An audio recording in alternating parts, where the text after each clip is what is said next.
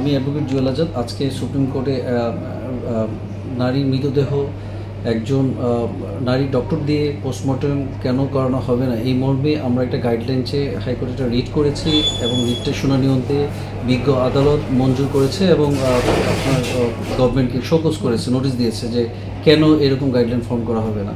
সাথে সাথে আমরা যে রিপ্রেজেন্টেশনটা দিয়েছিলাম যে এই বিষয়ে একটা টেকিং নেসেসারি স্টেপস, এই বিষয়ে যেন তারা সেই আমার যে রিপ্রেজেন্টেশনটা ছিল এটা যেন ডিসপোজ অফ করে দেয়। দেখুন, দীর্ঘদিন ধরে মানুষের একটা প্রত্যাশা ছিল যে নারীর মৃতদেহ একজন নারী ডক্টর দিয়ে পোস্টমর্টম করানো, কিন্তু বাংলাদেশে এটা হচ্ছে না। ইতিমধ্যে ইন্ডিয়া, পাকিস্তান সহ বিভিন্ন দেশেই এই কনসেপ্টটা যে নারী মৃতদেহ নারী ডক্টর দিয়ে পোস্টমর্টম করানো, কারণ একজন নারী যখন মারা যায় তার কিছু সম্মান থাকে, ডিগনিটি থাকে, মরে গেলে যে সম্মান ডিগনিটি চলে যায় না। আমরা আর্টিকেল 32 এর উপর ভর করে আমরা কোর্টকে বোঝাতে সক্ষম হয়েছি যে জীবিত অবস্থায় নারীদের যে সম্মান থাকে, মরে গেলেও নারীদের একই সম্মান থাকে। সেক্ষেত্রে যখন পোস্টমর্টম টেবিলে যখন যেই প্রসেসে পোস্টমর্টম হয়, নারীদের সেই সম্মানহানি হওয়ার সুযোগ থাকে।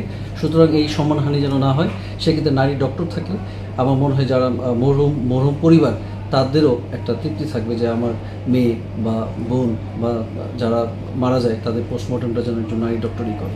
ইভেন আপনারা জানেন আমাদের গ্রামগঞ্জে বর্তমান সমাজে কোনো মেয়ে যদি, মুসলিম মেয়ে যদি মারা যায়, ইভেন তার পুরুষ সন্তান সে গোসলের সময় যেতে পারে না।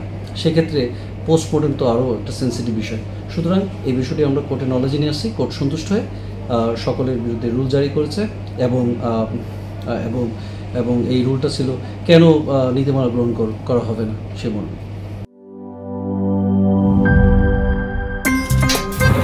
আমার একটা স্মার্ট সিদ্ধান্তে 25% গ্যাসের খরচ কমেছে। ভাবছেন কিভাবে?